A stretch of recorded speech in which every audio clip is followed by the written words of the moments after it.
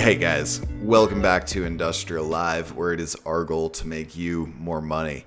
I'm your host, Jeff Hine, and today we are talking about interest rates and refinancing. We're going to talk about 2 reasons why it is now a good time to refinance, and 3 things that you might do with the money from a refi. So let's start with why is it a good time for a refi? For one, rates are extremely low right now. They're basically at historical lows. Here is a look at the historical 10-year Treasury bill rates. And this is something that many lenders based their interest rates off of. And as of today, the 10-year T-bill is at 1.63%. It hit as low as 1.5 in the past couple weeks, but this is basically a historical low right now. And we're going to talk about just how low interest rates are going in just a bit. But this is good for you as a real estate investor because it gives us positive leverage, right? If you're borrowing money at 4% and you're putting that money elsewhere into real estate where it can earn you 7%, let's say, that creates positive leverage and it makes you money. Now, especially noteworthy is that interest rates have been dropping recently, but at least here in the Denver industrial real estate market, cap rates have remained essentially unchanged. The average cap rate the past over 2 years has been about 6.25%. The second reason that it's a good time for a refinance potentially right now is if you think that we might be looking at a recession, which some people do. You might have heard of the inverted yield curve, which happened recently, which is where short-term yields yield a higher rate of return than long-term yields. And apparently that's preceded the last 9 recessions, about 18 to 24 months before the next recession, this inverted yield curve occurs. So if you're in that camp and you think we're looking at a potential recession soon, it's a good time to lock in your rate and skip the dip, because by refinancing right now, you could lock in your rate for 5, 7, maybe 10 years or possibly longer, depending on your loan options that you go with. Now, this graph right here, this is going to show you the average length of an economic recession in months. So you'll notice that the Great Recession, we were in a recession for about 20 months. You'll also notice that according to this next chart, commercial real estate values, they didn't fully recover until about 4 or 5 years after that.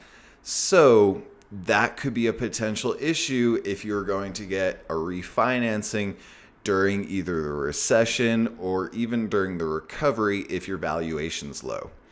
Because let's say if your valuation plunges 25% and you're getting a new loan and they'll only give you 75% of that total building's value, they'll only loan you 75% of its value. Can you cover your current loan with 75% of 75%? That's something to look at. Additionally, if you were trying to get a new refi during the recession itself, it's generally a tougher time to get a loan because not as many people want to lend out money during a recession. There's more uncertainty. All right, so let's talk about 3 things you could potentially do with your money with a refi. Now, the first is reduce your payment. You could put more money in your pocket every month and not the banks. I have a client who owns this property, which I'm popping up right now. He's in the process of refinancing his loan, which is going to save him and his partner $4,000 a month. That is real money going into your pocket It's a 57,000 square foot flex asset. They just they put down the original financing on this property just last year at 5.5%. They're getting a screaming deal close to 3.5% interest rates. And that translates on this deal to a savings of $4,000 a month net profit. Awesome. Now, the second thing you could potentially do with a refi is you could keep your payment the same, but you could pay down your loan more quickly, right? Maybe your loan's amortizing at 25 years, but you want to pay it off in the next 10 to 15. A client of mine who we closed on his property a few months ago, he got a 15-15, a 15-year term amortized over 15 years. So his plan is just to pay that whole thing off basically as quickly as possible. And when you do something like a 15-year amortization, in this case, you are paying way less interest over the life of that loan, because not only do you get a better interest rate on a 15-year loan, but you're only paying interest for 15 years as opposed to 30. And as you can see on this chart, that could result in paying a third as much interest or half as much interest over the life of that loan. Now, the last thing that you could do, or the last thing for today that I'm going to talk about at least, is you could pull out additional money and pool that into capital expenses. You could repair the building, you could fix it up, or capital reserves. Now, especially if you have one or more partners on your property, having some reserves can be really, really nice, and it can help you avoid conflicts with your partners.